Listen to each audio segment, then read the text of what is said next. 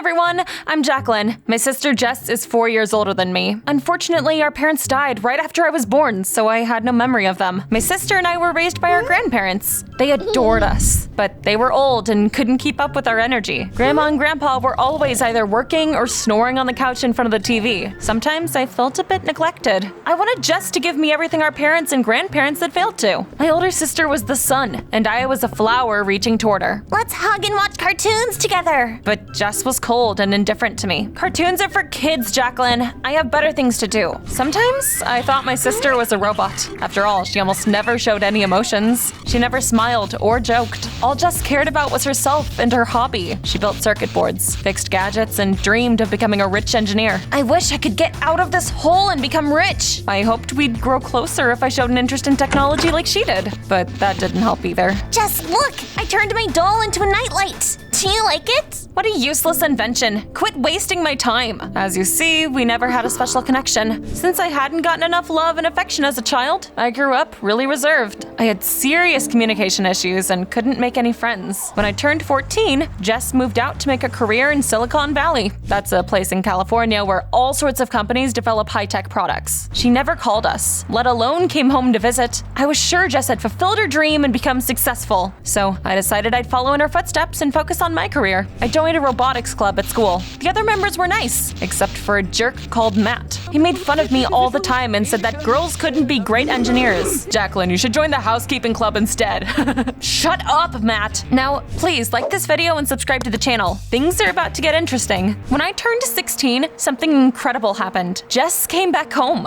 and she wasn't alone. Now she had 2-year-old twins, Keith and Leo. I was shocked, speechless when I found out I had nephews. My sister hadn't had it easy. It turned out almost nothing had gone according to her plan when she arrived in California. She met a guy and almost immediately became pregnant. He left as soon as the twins were born. I couldn't work because I had to take care of them, so I lost my job and I had to come back here. Of course, I was sorry that Jess's dream hadn't come true, but I was also over the moon that she was back. Besides, now Jess was very affectionate and sweet. Little sister, I'm sorry I didn't take good care of you when we were kids.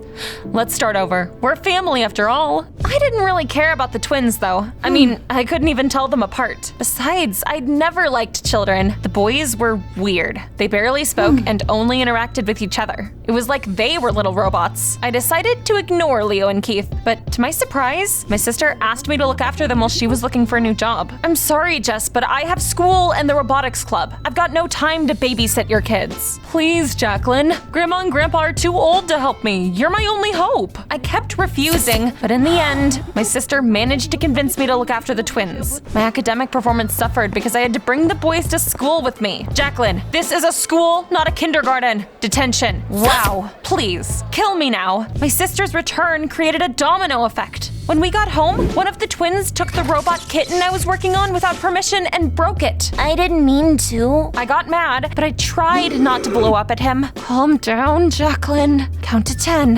I also had no choice but to bring the twins to the robotics club. Matt didn't miss his chance to tease me. Oh, are you a teen mom now? Good for you. Leave robotics to your boys. Holy mother of cows. The twins just kept getting in my way. I was hoping things would get better once Jess got a job and no longer needed my help. However, the opposite happened. One day soon, I got a call from my sister. She said she was leaving to chase her dreams once again. Can you imagine? I found some old blueprints of mine at home and I decided to try and conquer the Silicon Valley one more time. I'll come back for the kids as soon as I get rich. Just keep an eye on them until then, okay? Dang it! I didn't sign up for this! A robotics competition was coming up. The winner was gonna get a scholarship. They'd be able to study in Japan. It was the chance of a lifetime. I wasn't about to lose on that, and I wasn't about to lose to that moron Matt. In the evenings, I tried to prepare for the competition, but the kids kept distracting me. It was so annoying. I want cartoons, and I want milk. Well, I want to finish working on my robot. So be quiet, you two. Don't be mad, Mommy. We love you. When I heard those words, my heart melted. How could I get angry at them? Their little hearts were so full of light and kindness. The twins loved me, and I tried to love them in return. I started to spend more time with them and soon learned to tell the two of them apart. I realized that Leo was the more reserved of the two. He lived in a world of his own. Keith was more energetic and quick-witted. He was also interested in gadgets. It didn't take him much effort to fix the robot kitten that he'd broken. Incredible! How did you do it? It was a piece of cake. You're a little genius! To test my theory, I gave Keith a Rubik's Cube. And you know what? It took him mere minutes to solve it. He was extremely talented. I started to help Keith develop his unique abilities. Of course, I didn't want Leo to feel neglected, so I took care of him and hoped he would open up to me too. Jess and I were a lot like the twins when we were kids. It didn't take long at all for my nephews to become my favorite people in the whole world. I didn't forget about my upcoming competition either though. Matt could tease me all he wanted, but I knew he just saw me as a serious opponent. He was only bothering me because he envied me. It didn't work, and soon, the head of our club announced that we'd both qualified for the first round of the competition. It was gonna take place in another city. I wasn't gonna back down now. However, I needed to find someone to babysit the twins while I was gone. Grandma and Grandpa couldn't do it. They'd grown so absent-minded with age, they sometimes acted like helpless children too. Why are all they showing grilled chicken on the channels? Because it's not a TV, Grandpa. That's a microwave. I couldn't leave the boys with them. Jess was my only other option. So, I decided to find Jess and leave the boys with her for a short while. I didn't warn her that we were coming to surprise her. I thought my sister would be terribly tired after working on a project for so long, and she'd be on cloud 9 when she saw her children. Oh, I could not have been more wrong. When I knocked on Jess's door, a man opened it. Honey, who's there? A girl and some kids. They're Jess's kids. My sister ran up to the door while the man's eyes bugged out. Jess, why didn't you tell me you had children? He immediately left, and my sister ripped into me. Frickin' hell. He's filthy rich, and he was eating out of the palm of my hand before you came. I could have married him if it hadn't been for you, Jacqueline. It left me speechless. The nerve of her! My sister was looking for a husband instead of building a career. She didn't care about anything else. Oh, don't glare at me. You have no idea how hard it is to find a husband when you have 2 children. Besides, the twins were too weird and quiet. They scared off all my admirers. How could you be so selfish, Jess? You always ignored me when we were kids too. You're the reason I'm so withdrawn and have no friends. And now, you're making the same mistake with your children. Why do you think they're so quiet? Once I surrounded them with love and affection, they immediately opened up to me. I took a Rubik's Cube and I asked Keith to solve it. The kid did it with his eyes closed. Look, Keith is a little prodigy. You'd know that if you spent more time with your kids. That impressed Jess. She pulled her son into a bear hug. My little genius, my treasure. She admitted she'd been wrong and thanked me for opening her eyes to the truth. I've been a terrible mother.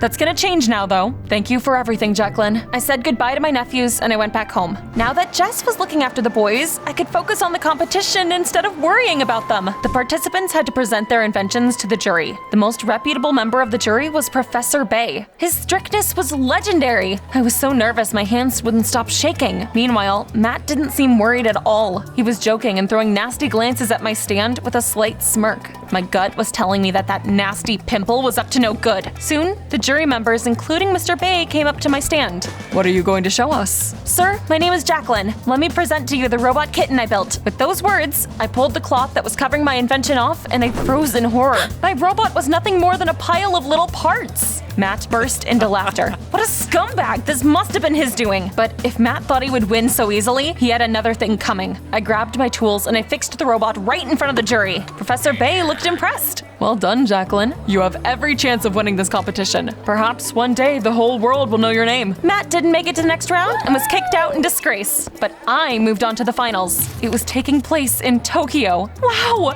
If I win, I'll stay there to study. There were a few days before my flight to Japan, and I went home to take a short break. One evening, I was lying on the couch and watching YouTube videos. Imagine my shock when I came across a video with my nephew Keith in it. It turned out the little genius had become an internet sensation. Just created a channel for him and dragged him into all sorts of shows and interviews. I was glad that my sister was finally spending time with her children and acting like a real mother should. I also realized I was missing my nephews. If I stay in Japan, it'll be a while before I see the twins again. I should visit them before I leave. I came to Jess's place the next morning. However, I wasn't prepared for the scene that I saw when I arrived. For some reason, Keith was sitting in his room all alone and crying. I miss my brother.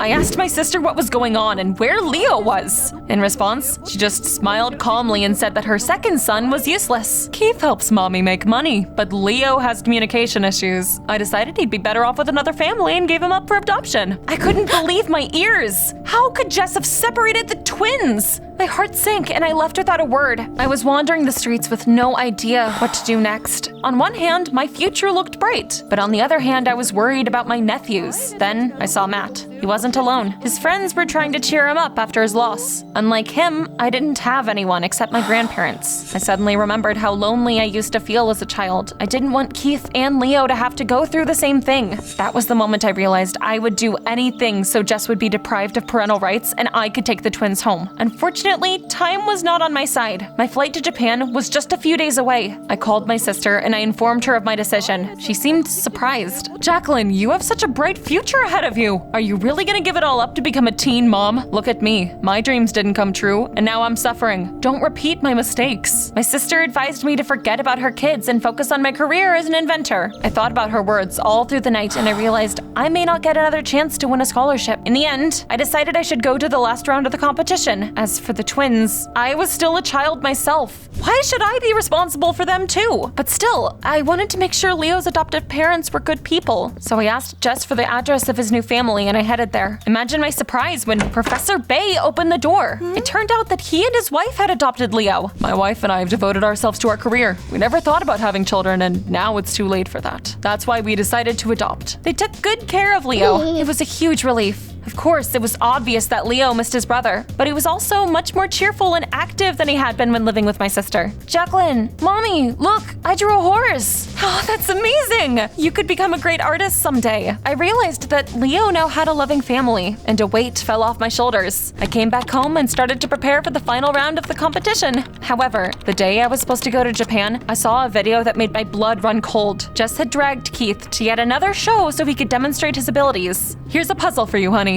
Show everyone how smart you are. However, Keith suddenly threw a tantrum during the live broadcast. He threw the Rubik's Cube away and started crying. I miss my brother. Mom won't let me play and makes me study all the time. I don't want to. I won't. The host and the entire crew looked shocked. Jess turned red as a tomato and quickly dragged her son out of there. I realized with horror that living with his mother made Keith terribly unhappy. I thought about Professor Bay's words. He never had kids because he was obsessed with his career and later regretted it. I decided not to repeat his mistakes. Family was more important than a career to me. Keith couldn't stay with my sister. Of course, I was underage and I knew no one was gonna trust me with a child, but that wouldn't be a problem for Grandma and Grandpa. I had to do something else though. I ran to Matt's house and I handed him the invitation to the final round of the competition. You're a jerk and you don't deserve this chance, but I want you to go to Japan instead of me. I have family issues I need to sort out. Instead of thanking me, he just smirked. You made the right decision. Men are the best inventors after all. Girls should stay at home and look after kids. I didn't have time to argue with that moron. I hurried back home to my grandparents. Come on, we need to hurry up and contact Child Services so we can figure out how to deprive Jess of her parental rights. Just a moment, dear. I can't remember where I put my false teeth. Someone knocked on our door. It was Professor Bay, and Leo was sitting on his shoulders. Hi, Mommy. Hello, Bunny. Mr. Bay, what are you doing here? I found out you refused to go to Japan, and I came here to change your mind. Jacqueline, you can't make sacrifices like that. Family is important, and of course you should have kids if you want them in the future. But now is time for you to focus on your dreams. He said that after what happened during the live broadcast, everyone was furious with my sister. The public criticized Jess for the way she treated her sons. This will help me deprive your sister of parental rights. My wife and I will adopt Keith, and the twins will be together again. You can come and visit them anytime. But right now, you should go to Japan. His words gave me hope. I said goodbye to my grandparents, kissed Leo, and hurried to the airport. Once I got there, I saw Matt and snatched the invitation to the final round out of his hands. I changed my mind. I'm going to Tokyo and proving that girls can do whatever they set their minds to. Go home, Matt. Do you want to know what happened next? I won the competition and stayed in Japan to study. Oh, and I also finally made a lot of close friends there. Can you believe it? Professor Bay and his wife soon adopted Keith. Now the twins have a wonderful family and we video call each other all the time. Mommy! Hi, guys. How are you doing?